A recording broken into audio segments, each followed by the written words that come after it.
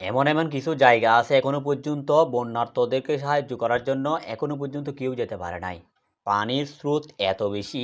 আসসালামু আলাইকুম। গত 24 ঘন্টায় 5টি জেলায় অনেক পানি কমে গেছে। দেশের উত্তর পূর্ব অঞ্চল এবং দক্ষিণ পূর্ব অঞ্চল নদীগুলোতে গতিশীলভাবে অনেক পরিমাণ পানি কমে গেছে।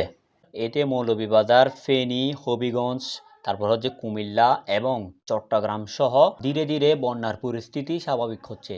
বাংলাদেশে বন্যা কবলে পড়ে এখনো পর্যন্ত 13 জনের মৃত্যুর খবর জানিয়েছে দুর্যোগ মন্ত্রণালয়। এছাড়া 45 লাখ মানুষের চাইতেও বেশি ক্ষতিগ্রস্ত হয়েছে। এবারে বন্যায় আক্রান্ত হয়েছে 11টি জেলা, তার মধ্যে চট্টগ্রাম, কুমিল্লা, ফেনী সহ আছে।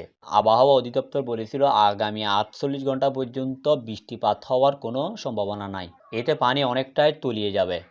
বর্তমানে তিস্তা নদী, যমুনা, ব্রহ্মপুত্র এই সমস্ত নদীগুলোর পাড়ে পানি অনেকটাই কমে গেছে।